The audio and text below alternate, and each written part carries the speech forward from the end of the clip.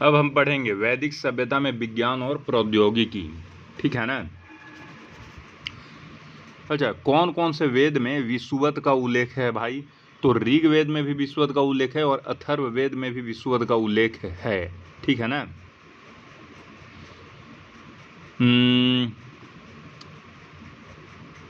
मिट्टी की बांध पारीखा कहाँ मिली है? कुशक में मिली है। वैदिक सभ्यता के कुशक में मिली है। अस्थि उद्योग भी मिला है क्या वैदिक सभ्यता में? हाँ, अस्थि उद्योग भी मिला है। चौड़ी सड़क का अवशेष का प्राप्ति हुआ है क्या वैदिक सभ्यता में? हाँ, हुआ है। अच्छा, चित्रित वैदिक सभ्यता में चित्रित धूसर मृदभांडकालीन स्थल कहाँ था? जखेड़ा में था, ठीक है। विश्व का प्रथम आविष्कारक वेदों में किसे माना गया है? अथर्वा ऋषि को माना गया है। अथर्वा ऋषि ने कितने आविष्कार किए थे? 3 आविष्कार किए थे।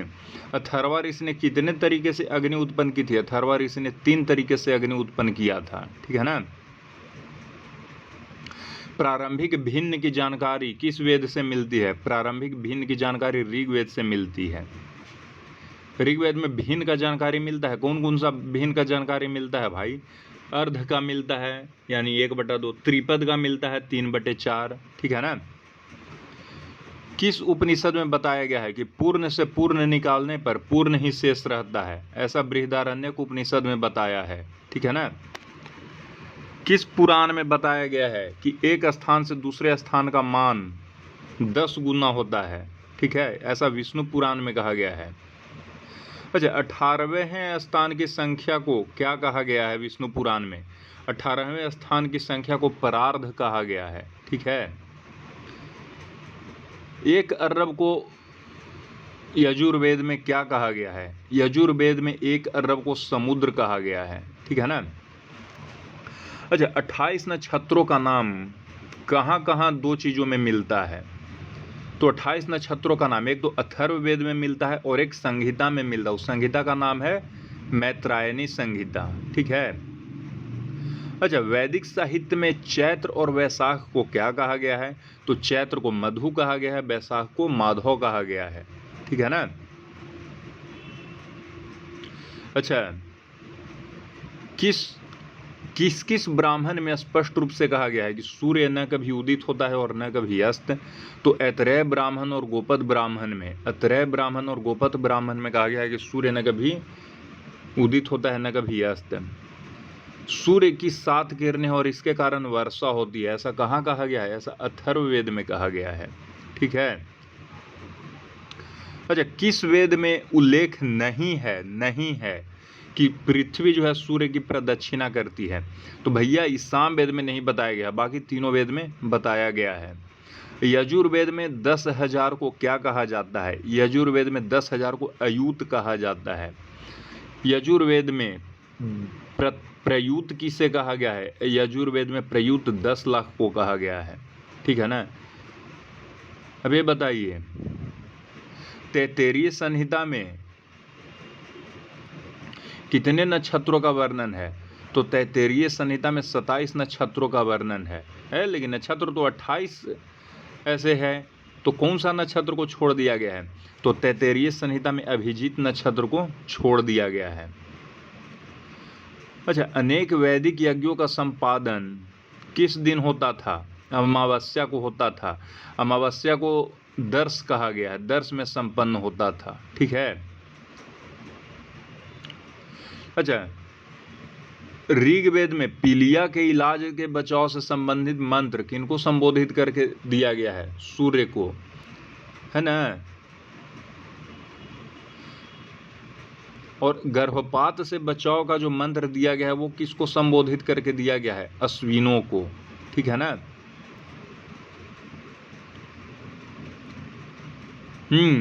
वाजसनेयी संहिता में ज्योतिषी किसे कहा गया है? ज्योतिषी को क्या कहा गया है? गणक कहा गया है।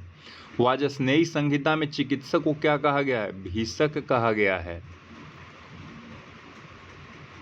अच्छा, ऋग्वेद का प्रथम मंडल के किस सूक्त से आदिम कैलेंडर का संकेत मिलता है?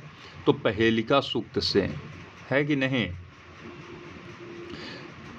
सप्तर्षि की स्पष्ट पहचान कहाँ किया गया है, किस मंडल में? तो सप्तर्षि का स्पष्ट पहचान ऋग्वेद के प्रथम मंडल में किया गया है। ठीक है। ऋग्वेद के किस मंडल में पृथ्वी को पहिए के रूप में देखा गया है? तो ऋग्वेद के 10वें मंडल में पृथ्वी को पहिए के रूप में देखा गया है। अच्छा, वैदिक युगीन लोगों को कितने नक्षत्रों की जानकारी थी? तो वैदिक युगीन लोगों को 27 या 28 नक्षत्रों की जानकारी थी। अच्छा, 10 करोड़ को क्या कहा गया है यजुर्वेद में? तो यजुर्वेद में 10 करोड़ को न्यबुर्द कहा गया है, न्यबुर्द कहा गया है। और 1 करोड़ को कितना कहा गया? अबुर्द कहा गया है। ठीक है ना। और अयूत 10,000 को, और नियुत 1 लाख को। नियुत किसे कहा गया है? 1 लाख को। परार्ध किसे कहा गया है भाई? तो परार्ध कहा गया है, 1 सेकंड, इकाई दाएं सैकड़ा हजार 10,000 लाख 10 लाख, इकाई दाएं सैकड़ा हजार 10,000 लाख 10 लाख करोड़ 10 करोड़ अरब 10 अरब खरब, 10 खरब को परार्ध कहा गया है। ठीक है। अच्छा, सूर्य की किरणें चंद्रमा को प्रकाश देती है, ऐसा कहाँ लिखा गया है भाई, किस वेद में? ऐसा यजुर्वेद में लिखा गया। एक जगह और लिखा गया है, निरुक्त में लिखा गया है। ठीक है। अब थोड़ा सा ऊपर देखते हैं, वेदों में चिकित्सक किन्हें किन्हें माना गया है? तो रुद्र और अश्विनों को चिकित्सक माना गया है। ठीक है ना। सबसे प्रसिद्ध चिकित्सक वेद में किसे माना गया है? तो अश्विन जो है वो वेद में सबसे प्रसिद्ध चिकित्सक हैं। अच्छा, अश्विन ये बहुत विख्यात चिकित्सक हैं अश्विन। इन्होंने 2 लोगों को युवा बनाया था, और दोनों का नाम क्या था? एक का नाम तो च्यवन ऋषि था और दूसरे थे कछवान। अश्विन ने किनका अंधापन ठीक किया? तो अश्विन ने दीर्घतमा का अंधापन ठीक किया। अश्विन ने किसे कुष्ठ रोग से उबारा? अश्विन ने घोषा को कुष्ठ रोग से उबारा। अश्विन ने किसके कटे सिर का प्रतिरोपण किया? तो अश्विन ने दध्यंग अथर्वन का कटे सिर का प्रतिरोपण किया। अश्विन ने किसे कृत्रिम पैर लगाया? अश्विन ने विस्पला को कृत्रिम पैर लगाया। क्यों लगाया? ताकि वह पुनः युद्ध क्षेत्र में जा सके। अथर्ववेद में रोगों का प्रमुख कारण किसे बताया गया है? कृमियों को। ठीक है। अच्छा, लाछा या लाख का वर्णन कहाँ मिलता है? अथर्ववेद में। विश्व का प्राचीनतम चिकित्सा ग्रंथ माना गया है किसे? अथर्ववेद को, है ना। आयुर्वेद का सिद्धांत किस वेद में है? अथर्ववेद में है। विष की दवा विष ही होती है, कहाँ लिखा गया है? अथर्ववेद में लिखा गया है। औषधि सूक्त का उल्लेख किस वेद में है? ऋग्वेद में है। और अथर्ववेद में भी औषधियों का उल्लेख है। ठीक है। अथर्ववेद और ऋग्वेद में औषधि सूक्त मतलब औषधियों का उल्लेख है। अच्छा, जलोदर रोग की चर्चा किस वेद में है? ऋग्वेद में है। जलोदर रोग की चर्चा एक ब्राह्मण में भी है, ऐतरेय ब्राह्मण में है। ठीक है।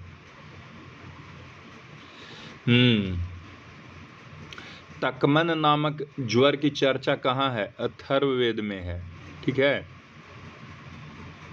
रक्त प्रवाह रोकने के लिए किस चीज का पोटली का प्रयोग होता था? बालू की पोटली का प्रयोग होता था। अच्छा, सिंधु सभ्यता में कुआं का तो खूब यूज हुआ है, लेकिन घिरनी का कोई निशान नहीं मिला। लेकिन क्या ऋग्वेद में घिरनी का निशान मिला है? हाँ, ऋग्वेद में पत्थर की घिरनी का उल्लेख है। उसे क्या कहते थे? अस्म चक्र कहते थे, है ना। किस ब्राह्मण में मानव शरीर के कशेरुकों की एकदम सही संख्या 26 बताई गई है? तो शतपथ ब्राह्मण में ऐसा बताया गया है। श्वेतकेतु थे, वो ब्रह्मज्ञानी होने के साथ साथ आयुर्वेदाचार्य थे। श्वेतकेतु किनके पुत्र थे? तो श्वेतकेतु आरुणि के पुत्र थे। श्वेतकेतु आरुणि के पुत्र थे। ठीक है ना।